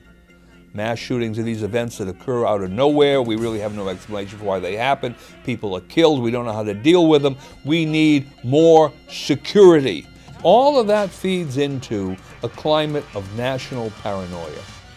And national paranoia will rationalize the ratcheting up of police activities, security state activities, national security activities, military-industrial complex expenditures. So all of that benefits from that environment that's created by mass shootings occurring. Since the final solution of the gun control lobby and the mainstream media is always more central policing powers, one has to assume these entities are promoting and benefiting from the globalist agenda. Never are these bad guys with guns interested in promoting good guys with guns. They are only interested in infringing or destroying the Second Amendment and any constitutional remedy for mass shootings or terrorism. Mayor Bloomberg, why can you defend yourself but not the majority of Americans? I mean, look at the team of security you got. And you're an advocate for gun control?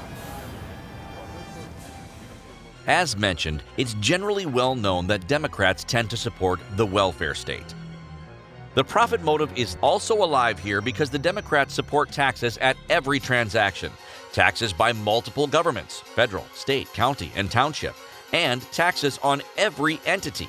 Individuals, partnerships, corporations, LLCs, trusts, foundations, estates, and even the dead. Yes, the state even taxes the assets of the dead, but uses the euphemism inheritance taxes to give the illusion it's taxing the living. I mean, is it because they want expanded government? They need more money to get into every aspect of your life, which I think tends to be more. They believe they can run your life better than you can. Yes, tax and spend Democrats are hell-bent on taxing anything conceivable so they can expand the welfare state and move us more towards a socialist, Marxist society, all in the name of the general welfare. Socialism is, in a nutshell, it is the worship of government. It is the belief that government is as God. Government is going to be our provider, our sustainer, our protector. We look to government for our needs. We look for government for our insurance, our retirement, our health care, anything that we consider a crucial need of our lives. We look to government as the provider of that need. Marxism elevates the state to a position of superiority over the individual. And so whatever the state does is good. Government is good. It's really like a Christian looks at God, so the Marxist socialist looks at government. And so really it really could almost be classified as a religion, the worship of the state. To this end, the Dems have even converted money and insurance into taxes. Printing money, Fiat currency, or what the Constitution calls bills of credit, is a hidden tax. It's a tax because it destroys the citizens' purchasing power, especially citizens on fixed incomes. A film entitled Fiat Empire goes into the details. We've never had the situation we have today where the entire world is running on fiat money, and that means pyramiding of debt and fractional reserve banking, controlled by special interests, bail out the rich and punish the poor. So there's a ton of debt, but there's a ton of malinvestment. And it's nice when it's going up and the bubble is being blown up and there seems to be prosperity, but it's all on borrowed money. And it's all on inflated currency. The fiat money system is a means of stealing the wealth of working citizens because the cost of living goes up, the prices, everything goes up. So at the end of your life, you've lost all of your savings purchasing power, and that purchasing power goes someplace. It goes to the government and it goes to the banks. That's really what the Federal Reserve System is. It's a partnership between the government and the banks. They benefited from our lost purchasing power. So it's a tax. It's a hidden tax. Mandatory insurance on health care and automobiles is also a hidden tax because a tax is any sum extracted by the state at gunpoint. When mass shootings increase, psychiatric drug pushers and their suppliers in Big Pharma never advocate an increase in good guys with guns. Instead, they partner with the state and force citizens to buy ever more health insurance while pushing the lie your prices will not increase. This is a non-competitive system. If you were a pharmaceutical company and you wanted to make a huge profit on some drug that cost you 8 cents to produce, and you wanted to sell it for $80, let's say, all you have to do is go to Congress and say, well, this is a valuable drug, and we want you to take care of the American people and see that the poor people can get these valuable drugs paid for by the government. And so the politicians say, well, how much did you contribute to my campaign this year? And they said, well, we contributed $150,000. And then the politicians say, of course, you've got a great idea there. I think we should protect the common people. And so they pass a law that says this drug will be covered by your taxes and so forth. And so the people are so happy they get this little 8-cent bottle of pills, and they didn't have to pay anything for it, and they see $80 on the price tag and say, oh, this is wonderful, I didn't have to pay $80. And they don't realize that they did pay $80 for it because their taxes went up or inflation went up to steal their purchasing power. They're paying that $80, even though they think the government is paying it. Anti-competition, colluding insurance companies in each state then rape and pillage the sick, poor, and mentally ill by getting them hooked on antidepressant meds with endless side effects. What happens to many patients is they get a drug, let's say an 8-year-old gets Ritalin or Adderall or some other stimulant drug, then can't sleep at night because of it and is put on a sedative drug, and then starts to get irritable and agitated from both drugs and is then put on an antipsychotic drug. And we know from follow-ups of children in the 70s who started on Ritalin, many of them end up on multiple psychiatric drugs with reduced quality of life by any measurement you can make, from jail time and mental hospital time to income and obesity. Yeah, I think our society is grossly over-medicated with the psychotropic drugs, and an obvious consequence is an increase in the mass shootings. So yes, I think we need to look at the drugs and need to put that front and center.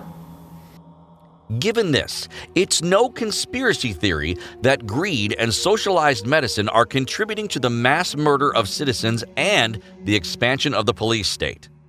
Some conspiracies are factual. Some conspiracies are not. And then in the middle, we have conspiracies which are subject of suspicion, and that's what one could call a conspiracy theory. I have a reason for believing that a conspiracy exists. This is my theory. I then take that theory, subject it to the laws of evidence, investigation, and so forth and so on, and it may be proven as a conspiracy fact, a fact of conspiracy, or it may be disproven. There's no question that conspiracies exist in politics and all sorts of other areas. I mean, for instance, we have the Sherman Act, contracts, combinations, and conspiracies in restraint of trade. It's even a statute in the United States, right? There are many other statutes in the United States that deal with conspiracies. But what is a conspiracy? It's when two or more people act in concert through legal means to achieve an illegal end, or through illegal means to achieve even a legal end, or through illegal means to achieve an illegal end. Does that happen every day in the real world? Of course it does. So when people simply dismiss as conspiracy theories an explanation or a suspicion of what is going on, they're really being extraordinarily naive, or they are attempting to, shall we say, deflect investigation from something that should be investigated. And the more the gun control lobby-inspired conspirators are able to grind down the population with psych drugs, Marxist-infested schools, and fiat currency-generated debt, the greater the health of the Democrats' welfare state and the health of the GOP's warfare state, as Randolph Bourne might have said in 1918. It's all related, and we've covered it in Original Intent and Spoiler, two films not coming to a theater near you. Citizen cinema, in which the common citizen journalist on the street, or with his own YouTube channel or website, is vastly more values-driven and interesting than anything coming out of Hollywood these days. In short, the two-party system the founders frowned upon supports a globalist agenda that could be summed up bad guys with guns.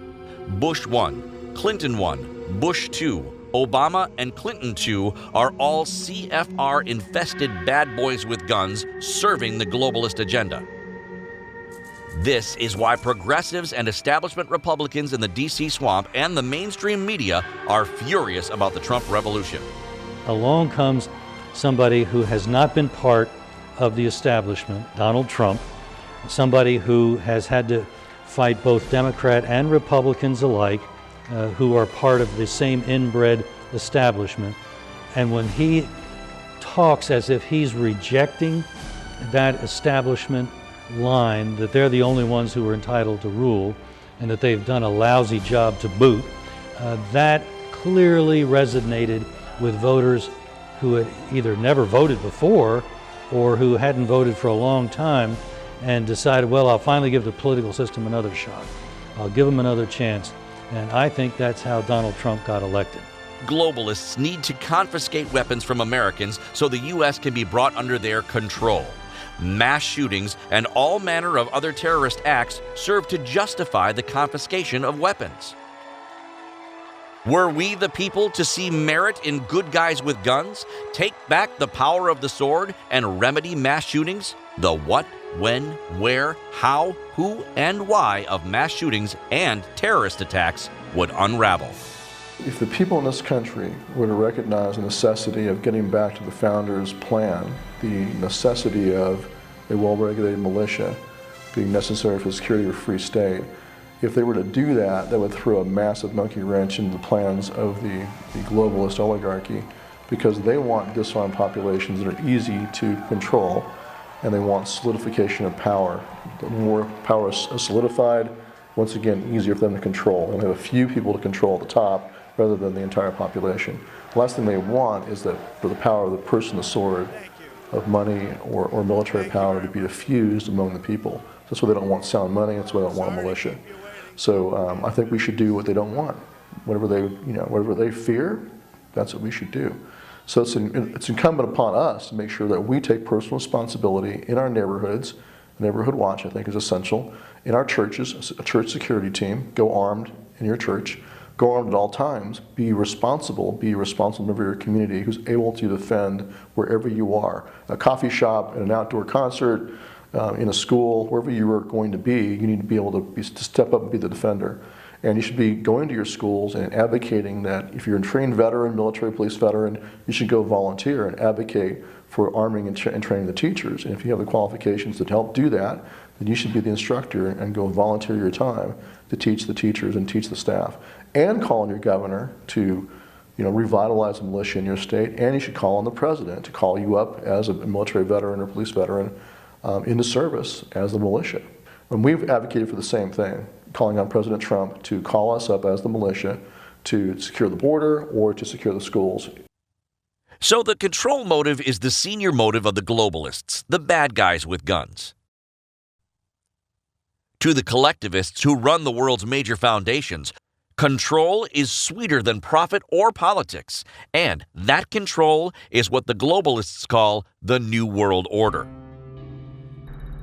Actually, the real New World Order occurred in 1776, when the founders gave we the people the U.S. Constitution and the Second Amendment, recognizing for the first time ever the God-given inalienable right of self-defense against tyranny. The globalists want a return to the old world order, a despotic era of disarmed populations and endless government slaughter. A world in which there is the very real prospect of a new world order. A world order in which the principles of justice and fair play protect the weak against the strong. A world where the United Nations, freed from Cold War stalemate, is poised to fulfill the historic vision of its founders. A world in which freedom and respect for human rights find a home among all nations. Globalism is the total control over the world economy. It is very difficult for international bankers, financiers, merchants, etc., to make the kind of money that they want to make, even though they're making billions and billions now.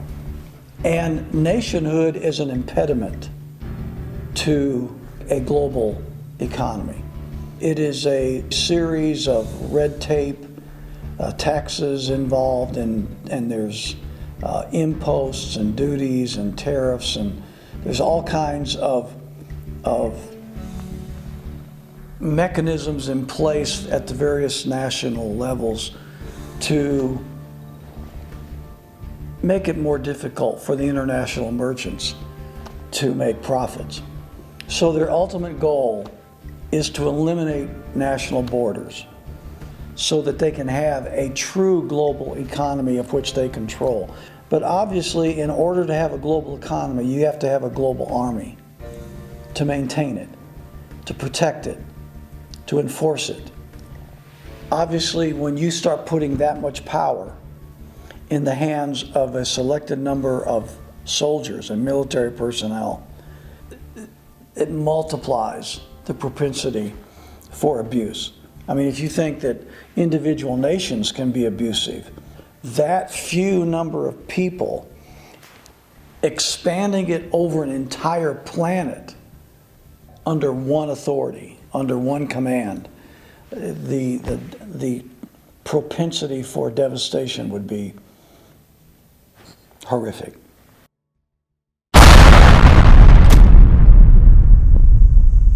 Thanks to the Second Amendment, 100 million law-abiding gun owners stand between liberty and a one-world government ruled by an unelected elite of bad guys with guns.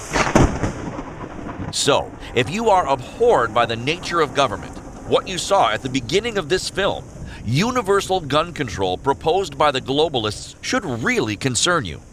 For what makes one think that even the United States is exempt from the nature of government? Ruby Ridge, Waco, Kent State, and other smaller ones that didn't get too much press. But you know what? The Second Amendment was aimed at preventing tyrannical government. Who's the only entity who has tried to disarm American citizens? Chicago government, New York government, Los Angeles government, California government. My job as a peace officer is to protect your right from government. In the Declaration of Independence, the Founding Fathers state that when any form of government becomes destructive of the ends for which government is created, it is the right of the people to alter or abolish it. So they understood that even the form of government that they were creating in the states and then the Articles of Confederation, eventually the Constitution, might become capable of that kind of activity. And that's why they said later on in the Declaration that when that type of thing happens, it is the right and the duty of the people to to abolish that form of government and create a new government. So it certainly is possible in theory that under the Constitution, the government of the United States, the government of the states in conjunction with it, could become tyrannical. And then you would ask the question, well, where in the Constitution is the power lodged to deal with that type of situation? You don't want to go back to the Declaration of Independence situation where you're overthrowing the government entirely and creating something entirely new. And the answer is, well, that's basically the Second Amendment, a well-regulated militia being necessary to the security of a free state, the maintenance of a free state, the maintenance of this constitutional free state that we have. That's what the Founding Fathers told us was the necessary institution. And our problem is that we've moved away from that institution, and therefore we've really undermined the protection, the foundational protection of this entire system. Most of us acknowledge that the United States is the greatest nation ever built. Due to its Christian principles, it has helped Western civilization achieve 3 periods of expansion like no other. But it will not remain that way unless we, the people, maintain the pillars that support its principles. And words are like pillars. Thus, all the words of the Second Amendment, especially the first 13, must be supported. A well-regulated militia is necessary to the security of a free state. The reason we the people are guaranteed the right to keep and bear arms are several, but among the most important and paramount is in the resistance to tyranny. Maintaining the U.S. Republic as a free state is all that prevents globalists from hijacking Western civilization and using it to consume the entire world. So, what can we do? What can we the people do to ensure good guys with guns prevail in the prevention of both tyranny and atrocities? How can we the people create a more perfect union, avoid the globalists' agenda, and make America great again? How can we change 5,000 years of brutal history and create a world where all beings can flourish and prosper in safety and security? Well, here's what comes to mind. We can better educate the population about the dangers of antidepressants and other psych drugs. We can better educate the population about the dangers of alcohol as a depressant, which serves as a major gateway to antidepressants. It disinhibits people so that they're no longer controlled by their usual morality, so that the mixing of alcohol with antidepressants is a common cause of violence. We can outlaw gun-free zones and acknowledge that sometimes local protection is the only thing that works. Gun-free zones could be considered a form of mild insurrection, and therefore, well-regulated militia would need to be called forth to suppress such an insurrection. We can vote out and bring to justice rogue congressmen and judges that infringe the Second Amendment. Need to get back to, I think, the full Second Amendment, all 27 words of that. We can defund or close dangerous schools. Because it is impossible for the police to be everywhere, and therefore the ultimate protection for ourselves resides with ourselves. In 1856, the United States Supreme Court ruled that you cannot sue a local law enforcement agency for not responding to an emergency call. As recently as the Clinton administration, the Supreme Court upheld that ruling. So if you are in an emergency situation and you call 911 and the police never show up, you have no right to be able to sue the police, further proving that you are responsible for your own protection. We can educate the public about individualism versus collectivism, the two dominant political philosophies that are competing for our tax dollars. The idea of individualism versus collectivism basically has to do with which is the center of society, the group or is it the individual? I believe that it's clearly the individual. It has to be the individual if we want to preserve liberty and freedom. Once we give this mythical thing, the group, some kind of a supremacy over individuals, that's the beginning of the end of personal liberty. We can revitalize the militia system with the help of organizations like Oath Keepers, the National Rifle Association, and Gun Owners of America. I think the NRA could help revitalize the militia system by first of all being willing to say the word militia, making it clear that what we're talking about is a public body made up of volunteers, much like a volunteer fire department is. It's not just you and your buddies getting together and calling yourself the volunteer fire department. So it's under town or county approval, and then also under the state governor. The ethos now, unfortunately, is, well, you should just be, if there's a mass shooting going on, you shouldn't intervene. You should just run the other direction. Unless your family's in danger, don't engage. That's not the answer. The answer is what Stephen Williford did, which is to run towards the sound of the guns. He wasn't anywhere near, it wasn't in the bubble of the attack. He wasn't part of the population being attacked. He came from the outside, like a cop would. My daughter was in the kitchen washing dishes, and she came into my room in a panic and said, "Dad, doesn't that sound like gunfire to you?" And so I went into the kitchen with her, and it indeed sounded like gunfire. I told her it is gunfire, and I ran to the safe.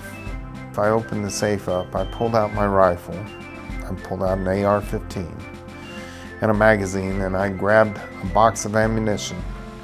And she came running back into the house and said, "Dad, there's a man in black tactical gear with a helmet and everything shooting up the church." And at that point, I'm loading rounds into a magazine. And I ran out the door, and my daughter followed me.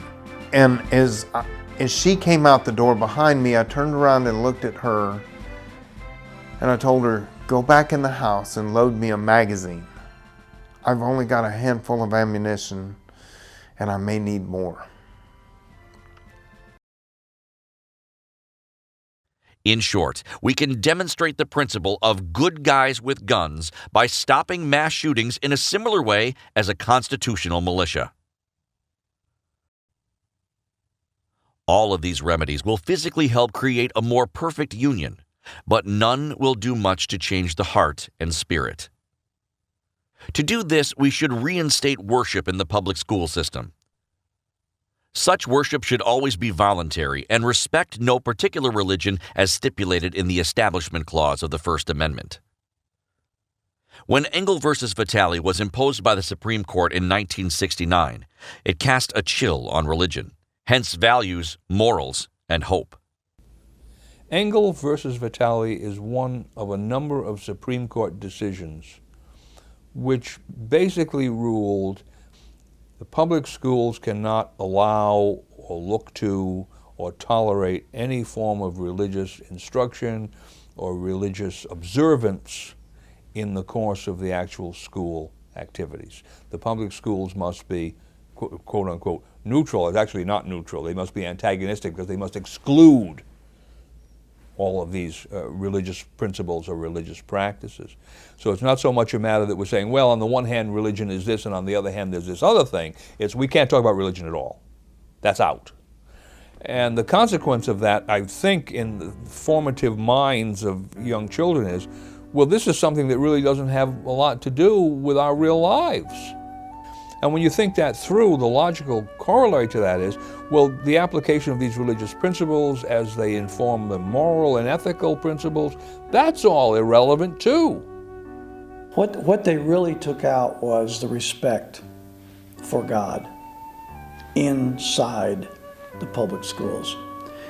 There's still, of course, exceptions to that, where individual teachers, individual communities may have still to this day a healthy respect for our Creator and respect for eternal principles, etc.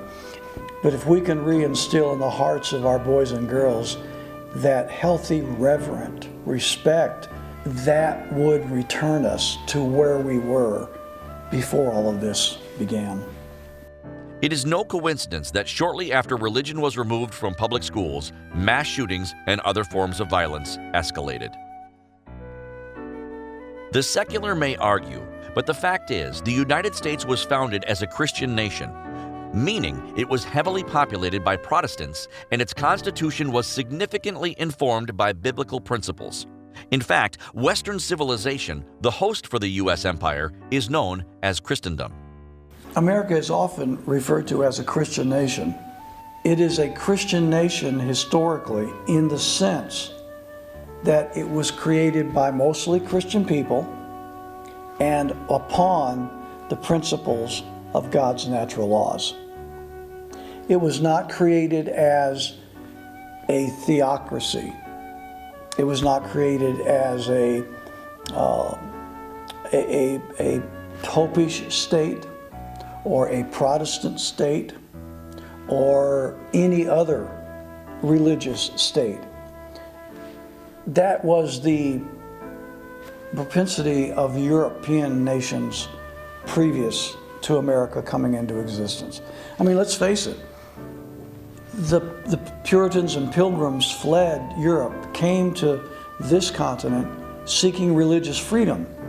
They were commanded by their governments to worship a certain way, to support a certain church or denomination. Taxes were collected from them and then given to church denominations. So we are a nation built up by Christian men upon biblical natural law principles, but we are a nation of religious liberty. John Adams, one of our founding fathers, put it this way: "Our Constitution was made only for a moral and religious people. It is wholly inadequate to the government of any other." John Adams, he was right when he talked about we needed to have a religious backbone, I guess, in order to understand the Constitution. If we don't have, basic some spirit of the Lord Jesus Christ in our heart, and we can't see good, and if we can't see good, we can't understand the Constitution. I'm sure of that. But I do believe the Constitution was made for all people, and not only all people of America, but I believe it would work anywhere in the world. If Adams is correct, and he is, worship in the schools should serve to remind children that there are values that supersede Hollywood values. Are you flirting with me? Does Hollywood have any values? Mel Gibson came out here just a few weeks ago. He said that the values of Hollywood were absolutely in the toilet. Hollywood is a good example of hypocrisy at its most impressive display. Hollywood makes lots of money using guns in really promiscuous fashion, and then they turn around and lecture their audience with how naughty they are to carry a gun personally. Hollywood really is the epitome of hypocrisy. 1,000 studies indicate violent movies and video games have desensitized the youth to the point whereby many are cold and mean to each other, often talking only through cell phones and other electronic gadgets. We see the same actions coming out of our children that you see in the violence of the video games. So we're in a situation where the children are exposed to only that one emotion, and it is materializing in their day-to-day actions. Add to this the endless consumption of beer, wine, hard stuff, opioids, and you have a Molotov cocktail just waiting to be ignited by Big Pharma's psych drugs. Right now we face a crisis in broken homes and single parents, and public school system solving this problem, it seems to make it worse. The students don't seem to grasp and get hold of the alternatives. Is it any wonder mass shooters are often quiet, lonely, and lost children, rejected or ridiculed by their movie-indoctrinated peers? In their depressed minds, what recourse do they have other than drugs or suicide? And when such a child decides to end his life, often his last impulse is to also end the lives of those who abused, bullied, or ostracized him.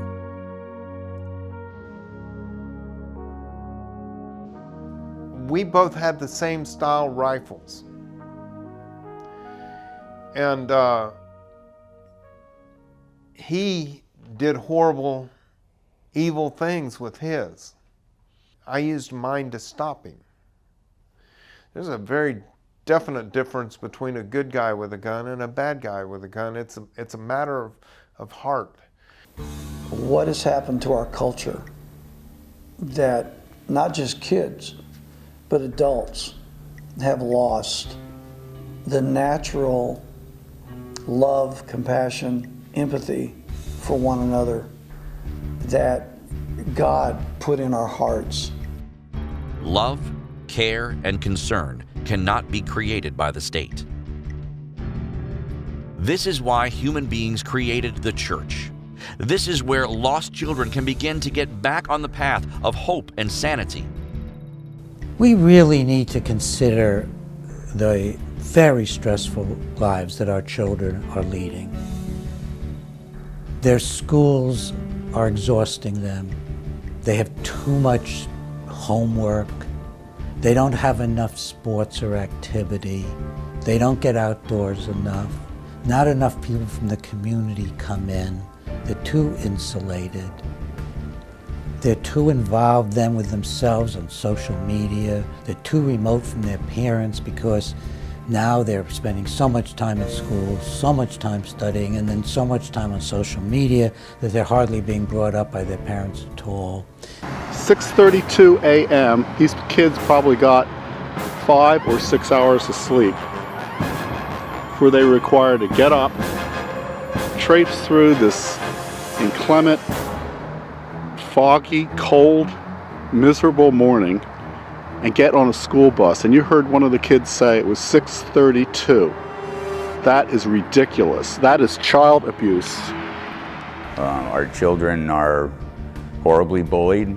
The instances of bullying in schools is again something. I think they've created a situation that fosters these things that we're seeing. So our kids really do need to be underpinned by those things in life that promote virtuousness, that make them good neighbors, good friends, and ultimately good parents. The kids of America can make this happen if they put down the vices and pick up the will to change their hearts and spirit. Good Guys with Guns is a modern parallel to the militia system used by our colonists for more than 300 years with virtually no mass shootings. Good guys and good gals serve as a demonstration of self-government through self-protection, hence a renunciation of the globalist agenda and the collectivist political philosophy that underlies it. In short, revitalization of a constitutional militia system, as we covered in Molan LeBay and Midnight Ride, is the ultimate way to maintain a self-governing and self-protecting nation. Well, the militia date all the way back to Great Britain, but in the colonies, the militia began, I believe, in Massachusetts in basically the early to mid 17th century when the Massachusetts militia participated in a war against the Pequot Indians. Initially, militias consisted of all able-bodied men in the community who could keep and bear arms to protect the community, to assist the community when crisis came, and to defend it against foreign and hostile elements. And frankly, up until the Revolutionary War, they were by and large battling Indians and marauders and others.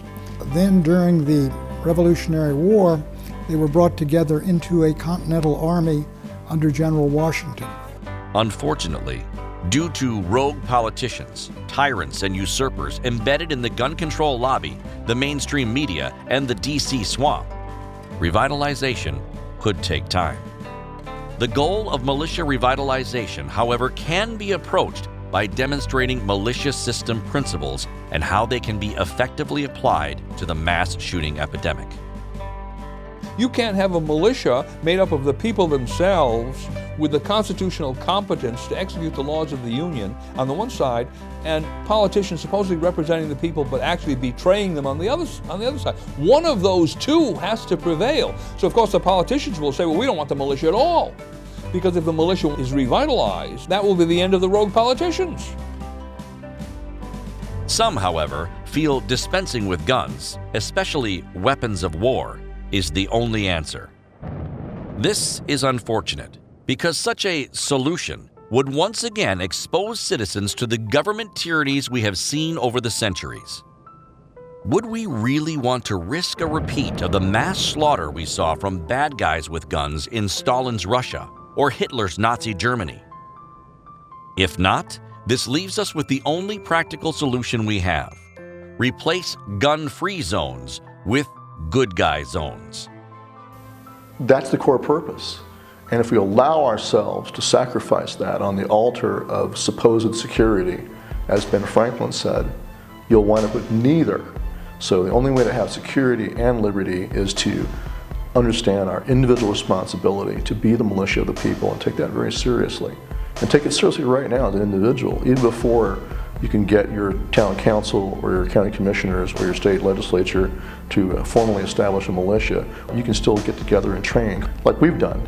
We've offered our protection and successfully protected multiple free speech events against Antifa over the last couple of years. We offered to protect the Border Patrol and ICE families who were under threat from radical leftists. And at this time, we're also offering our protection to any of the politicians out there in the Trump administration or elsewhere who are being threatened by radical leftists and trying to be intimidated. Once Americans see a demonstration of how good guys with guns can provide constitutional homeland security, it may serve to revitalize interest in the militia system that worked for 300 years and works in Switzerland this very day. It may also serve to reduce the police and surveillance state we have been drifting towards post 9/11. For the endless expansion of government is the essence of the globalist agenda. We need to reestablish a limited government and a free state of which the Founding Fathers would approve. And we can do it. For the dream of one of those Founding Fathers, Thomas Paine, was that we can begin the world over again. And this hope, spoken or unspoken, continues every day with the breath of every citizen in the United States of America. Paine was an eloquent and courageous champion of liberty during the founding generation.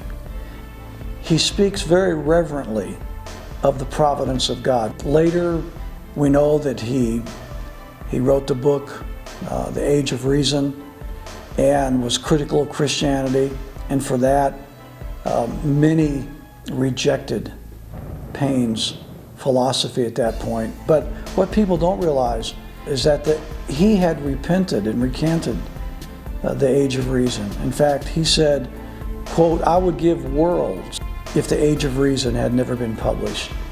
Leaving that aside, Thomas Paine was one of the greatest founding fathers. His pamphlet, Common Sense, extremely influential, helping to rally support for America's break from Great Britain. For we the people formed the greatest self-governing, self-defending, and self-repairing nation the world has ever seen. One nation, under God, indivisible, with liberty and justice for all.